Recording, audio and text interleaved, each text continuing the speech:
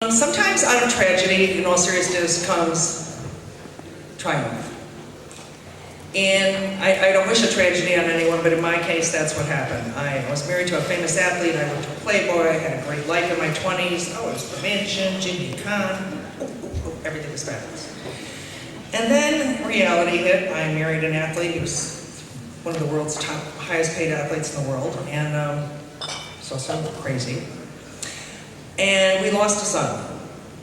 And it really helped me to find out that I was touchable, that bad things do happen, that I wasn't protected or sheltered by life and the horrible things that can happen.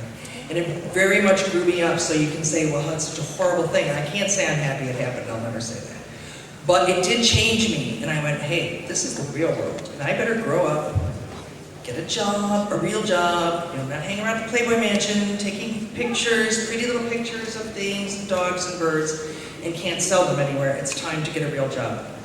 My best friend, who I bet many of you know, Candace Jordan, Connect.Inspire.Grow, introduced me to her PR agent. This is in 1982. And we got together and I started working for him. I mean, I didn't make enough money for food. I really didn't.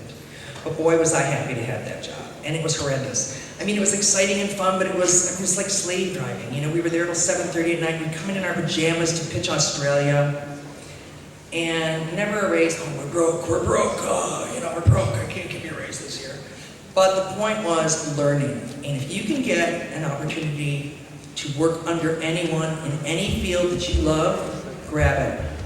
If you can afford to do it for just a little bit of money, I don't believe in working for free. I pay my interns. I just don't believe in people working for free. I think that's highly unmotivating.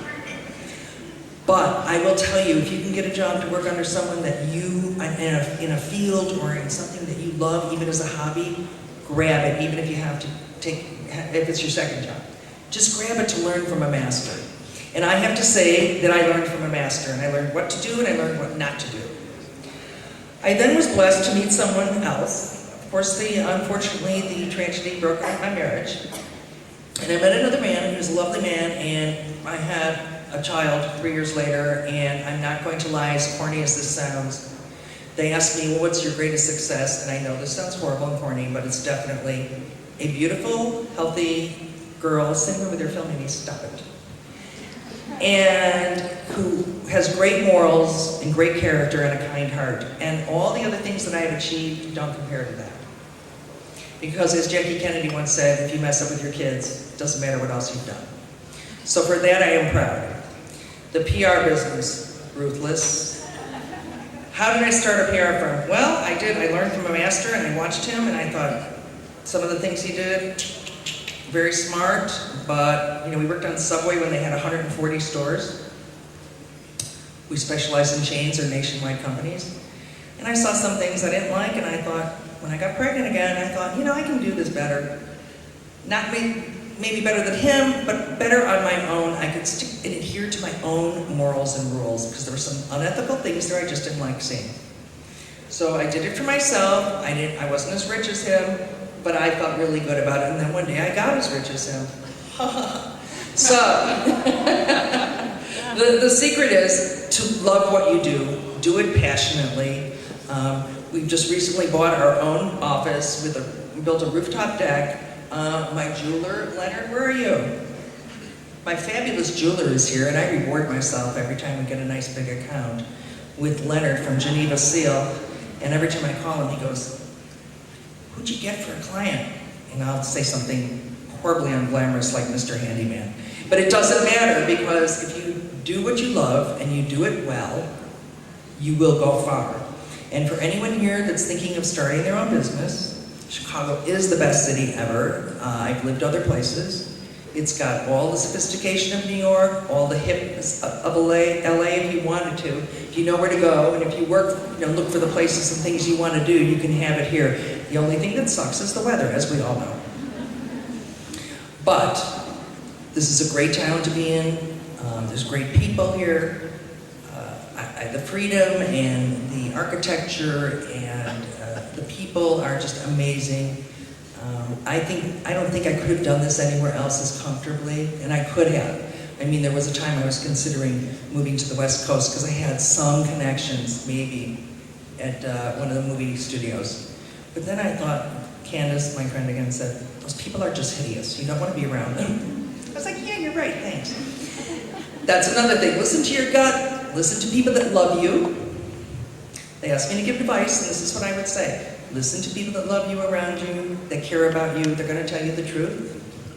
If you're in a job right now where you know you are really, really contributing, and you're not being treated as well as you'd like, I would go right into the boss and very, very carefully and respectfully lay out a plan of the raise you expect. I don't care that the economy's bad. You know what? There's always something going on. If you're contributing well to your business, you should be earning what you deserve. Or guess what? Go start your own. It's terrifying. No, it is. But, W, you're another one of those really pretty ones I didn't like in the lobby, so don't be laughing at me. I like you then, and I don't like you now. How old are you, 12? Is your mother making you work already? See, I should have done that. The truth is, you just, like I said, find something you love. Look, I don't like going into work every day. I mean, I have some stress, but I'm the queen of what I do. In the International Franchise Association, we're treated like goddesses when we go there. Because why? Because we have grown Jimmy John's to thousands of stores for $45,000 a year. He couldn't buy an ad in ink for that. Yeah, PR is the way to go in an economic climate like this. And it takes this. Everybody wants to know what it takes. It takes a good education in journalism, or at least a nose for news. Good grammar, you gotta be speaking, got no English. It's gotta be really good. Reporters hate it when you don't do AP style good grammar. And secondly, an engaging personality used to be much more important when we were on the phones a lot, but you'd be surprised now everything's email. You still have to have some kind of a personality. But that's true of any profession. But if you want to make it in PR, follow the details, have a nose for news, have some you-know-whats, that I don't have any, but I always pretend I do.